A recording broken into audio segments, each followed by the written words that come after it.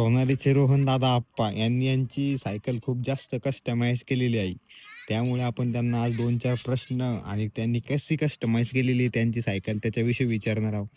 रोहन आप्पा, तुम्ही तुमच्याविषयी सांगा ना, मतलब कसं कसं तुम्ही काय काय कस्टमाइज केलेलं म्हणजे आहे? पहा, आता मी हे 300 रुपयाचं हे घेतलेलं आहे, हॉर्न आणि लाईट पण आहे. हम्म, हम्म, म्हणजे हम्म. तुम्हाला रात्री जायचं असेल तर ह्यो हम्म. मोठा आणि ह्यो लहान. हम्म, आणि हम्म. तुम्हाला समजा असं शो म्हणून लावायचं असलं तर हा लाईट. ओके, म्हणजे 3 ऑप्शन आहे त्यामध्ये. हा 3 हम्म, ऑप्शन आहे. हम्म. आणि इकडं हॉर्न आहे. वाजवून दाखवा ना एकदा. आपण त्याला जर दाबून जर धरलं हम्म, हम्म. तर त्याचे हॉर्न बदलते. म्हणजे एकदा एकदा डेमो दाखवा ना. थोडा वेळ दाबून धरायचं, हम्म, हम्म. वाट बदलते. Okay okay okay. अजून काही आय गेस मांगच्या साईडना पण तुम्ही काही लाईट वगैरे केलेले आहे ना?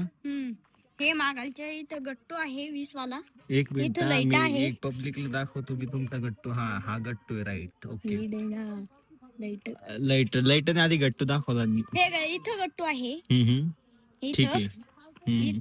इथं 2 लाईट आहे, हे आणि हो. हा, हे एलईडी लाईट्स. ओके. हा. हा.